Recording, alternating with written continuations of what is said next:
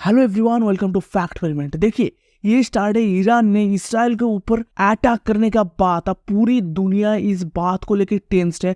Israel का next step क्या होगा? क्या इसराइल रुक जाएगा? क्या इसराइल इस बात को, इस मैटर को आगे बढ़ने नहीं देगा?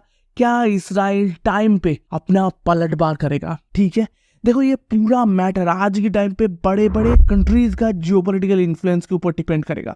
और सबसे बड़े बात जो रिसेंट न्यूज आया, रसिया इस कॉन्फ्लिक्ट पर इन्वॉल्व हो चुका है। देखिए, ये स्टार्ट है प्रेसिडेंट पुतिन ने एकदम यूएसए को वार्न कर चुका है। आप यहाँ पर देख सकते हो, एक प्रेस कॉन्फ्रेंस पर पुतिन ने बाइडेन को डायरेक्ट वार्निंग दे चुका है। If America wants to come to the region to support Israel, we will not sit here and do nothing. मतलब क्लियरली बोल रहा है, अगर यूएसए इसराइल को ईरान के ऊपर रीअटैक करने में हेल्प किया, देन रसिया भी ईरान को सपोर्ट करते हुए वार में इन्वॉल्व होने वाला है। अभी देखो, ये एक बहुत बड़ी कमेंट है पुतिन की तरफ से। एक बात तो पूरा मिडिल ईस्ट पर वर्ल्ड वॉर 3 जैसा एनवायरमेंटल कंडीशंस का बात होना स्टार्ट हो गया था, ठीक है। मगर देखो, इसकी बात जो बाइडेन ने जो कमेंट्स दिया, उसमें पूरा एनवायरमेंट ऐसे कूल हो गया, ठीक है।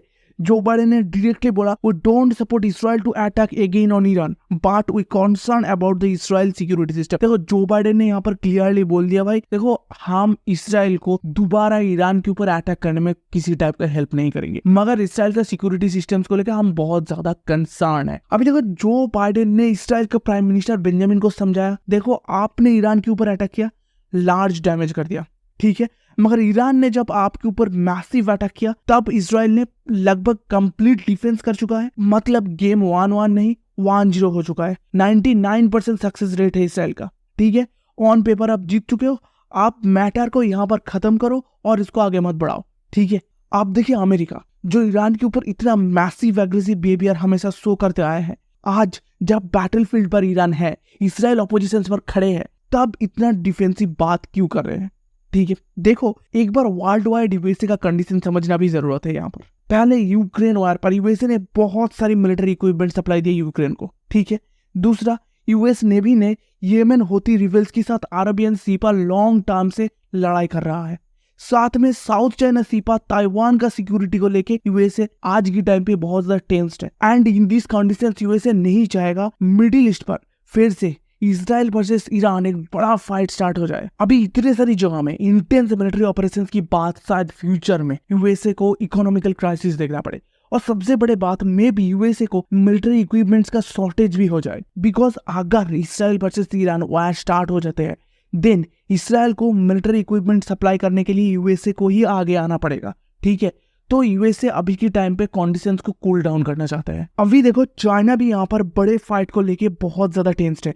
अब चाइना ईरान बहुत टाइम से इकोनॉमिकल डिप्लोमेटिक अलायंस है, सो चाइना बहुत सारी इन्वेस्टमेंट किया है ईरान के ऊपर। And in this time, in this conditions, China नहीं चाहते हैं ईरान को ये बड़े वार में इन्वॉल्व हो जाए।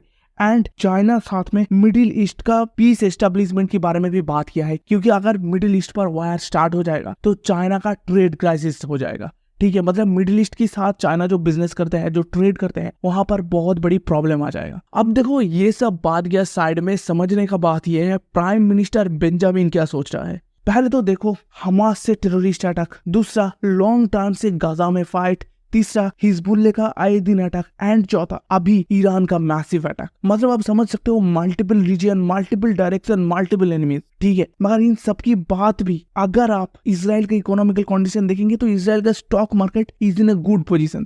कहां पर भी क्राइसिस देखने के लिए मिल नहीं रहा है। और सबसे बड़ी बात क्या है पता है आपको? जब इसराइल ने ईरानियन एम्बेसीज के ऊपर अटैक किया था, तब इसराइल को पूरी तरीके से पता था इसका आंसर देते हुए ईरान भी अटैक करेगा, ठीक है। उसके बाद हिजबुल्लाह ने इसराइल के ऊपर अटैक किया, इस अटैक को भी इसराइल पूरी तरीके से डिफेंस कर दिया। और उसकी बाद अमेरिकन एजेंसी ने इसराइल को वार्न किया, एंड आफ्टर दैट ईरान ने इसराइल के ऊपर इतना मैसिव अटैक किया, ड्रोन से अटैक किया, रॉकेट से अटैक किया, मगर फिर भी इतने सारी मिसाइल से अटैक किया, मगर फिर भी इसराइल ने पूरी अटैक को डिफेंस कर दिया। इसराइल का कुछ भी नहीं हुआ। मतलब आप समझ सकते हो इसराइल कितना ज्यादा प्रिपरेशंस पर है, ठीक है। इसराइल का स्टॉक मार्केट कहां पर भी कुछ भी गिर नहीं रहा है, पूरी तरीके से चंगासी है। मतलब इसराइल इन सारी चीजों के लिए बहुत टाइम से प्रिपेयर था, ठीक है। अभी देखो, जिस तरीके से पुतिन ने एग्रेसिव बयान दिया, जिस तरीके से चाइना ने पीस एस्टेब्लिशमेंट का बात किया, जिस तरीके से यूएसए ने डिफेंसिव बयान दिया, इन सब चीजों को देख के शायद आपको एक बार के लिए लगेगा शायद इसराइल इसकी बात कुछ नहीं करेगा, ठीक है। मगर यहाँ पर एक चेक पॉइंट है जो समझना जरूरी है। देखो, अगर आप कुछ दिन पहले का हिस्ट्री को रीचेक करेंगे ना, तो ईरान ने कुछ दिन पहले से ही न्यूक्लियर प्रोग्राम्स करने का बात कर रहा है। और ईरान का 2 पपेट्स है, ये इसराइल जानता है। एक है हिजबुल्लाह लेबनान पर और दूसरा है येमेन पर होती रिबेल्स। अगर ईरान ने न्यूक्लियर प्रोग्राम्स पर सक्सेसफुल हो जाता है, देन ईरान इन 2 आतंकवादी ग्रुप को न्यूक्लियर मिसाइल दे देगा। और that's a great problem for Israel, and for that Israel Iran के ऊपर अटैक करना चाहता है। ये ही सबसे बड़ा मेन रीजन है, क्योंकि इसराइल चाहता है इस रीजन पर इसराइल के अलावा कोई भी न्यूक्लियर कंट्री ना बने। मोस्ट ऑफ द ईरान तो नहीं, क्योंकि ईरान इसराइल का सबसे बड़ा अपोजिशन है यहाँ पर इस रीजन पर। सो इसराइल ये चाहता है ईरान को किसी भी तरीके से न्यूक्लियर प्रोग्राम बनना नहीं देना है। क्योंकि देखो, अगर आप इसराइल का जियोग्राफिकल पोजीशन देखेंगे तो इसराइल का नॉर्थ पर लेबनान जहां से हिजबुल्लाह ऑपरेट होता है, साउथ पर येमेन जहां से हूती रिबेल्स ऑपरेट होता है, और ईस्ट पर इतना बड़ा ईरान। और अगर ये 3 कंट्री साथ मिलके न्यूक्लियर कंट्री बन जाता है तो इसराइल का 3 डायरेक्शनल ट्रैप हो जाएगा। मतलब 3 डायरेक्शन से इसराइल के ऊपर न्यूक्लियर अटैक किया जा सकता है। एंड इसराइल ये कभी नहीं चाहेगा जो मिडिल ईस्ट पर ऐसा हालत हो जाए जो इसराइल खुद प्रेशर में आ जाए। अभी देखो, पीएम बेंजामिन के पास 3 मिशन डायरेक्शन है। पहला, मैटर को यहाँ पर ही सुलझा दो। ऐसा भी यूएसए ने बहुत डिफेंसिव बात करना स्टार्ट कर दिया, तो इतना एग्रेसिव होने का जरूरत नहीं है। जो हो गया वो हो गया, 1-0 हो गया। इसराइल का 99% success on paper, and matter को यहाँ पर बंद कर दो। दूसरा, री अटैक ऑन ईरान। क्या बेंजामिन ने इतना बड़ा रिस्क उठाएगा? देखो, ईरान इतना भी ज्यादा वीकेस्ट कंट्री नहीं है, ठीक है। ईरान के पास भी बहुत सारा ताकत है, मगर हाँ, मानता हूँ इसराइल के पास बहुत सारा नया टेक्नोलॉजीज है, बहुत ज्यादा डिफेंसिव ताकत है, सही बात है, ठीक है। मगर आप एक बार टेरिटरी को भी तो देखो, ईरान का टेरिटरी कितना बड़ा है, इसका लैंड आर्मी बहुत बड़ा है। इसराइल का टेरिटरी बहुत छोटा है और लैंड आर्मी उतना बड़ा नहीं है। सो फॉर दैट एक तरफ ये भी कह सकते हो शायद इसी टाइम पे ये कंडीशंस बहुत ज्यादा लॉजिकलेस है जो बेंजामिन ने डायरेक्ट ईरान के ऊपर री अटैक करे, ठीक है।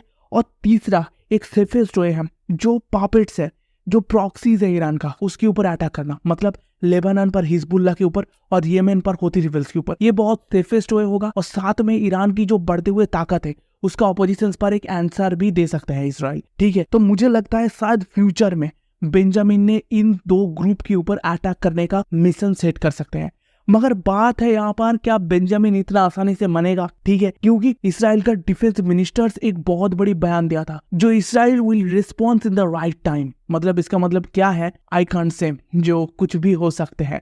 मगर अभी की जो कंडीशंस है उसको देखते हुए मुझे लग रहा है कोई बड़े वार शायद नहीं हो सकते। और अगर हो जाए, जिस तरीके से पुतिन ने इन्वॉल्व हुआ, जिस तरीके से यूएसए ने इन्वॉल्व होगा, एंड जिस तरीके से ऋषि सुनक ने यूके से एक एग्रेसिव बयान दिया, जिस तरीके से फ्रेंच नेवी एक्टिवेशंस का बात किया गया, आप यहाँ पर कह सकते हो अगर ये लड़ाई लंबा खींचते हैं तो पूरी वर्ल्ड वाइड एक बहुत बड़ी इकोनॉमिकल क्राइसिस भी देखने के लिए मिलेगा, जियोपॉलिटिकल इंस्टेबिलिटी देखने के लिए मिलेगा, और साथ में पूरी वर्ल्ड वाइड पीस का इंस्टेबिलिटी देखने के लिए मिलेगा। और इस टाइम पे सच में वर्ल्ड वाइड ये लड़ाई होना, मिडिल ईस्ट पर इतना ज्यादा इंटेंस जियोपॉलिटिकल इंस्टेबिलिटी ग्रो होना भारत के लिए भी अच्छा नहीं है।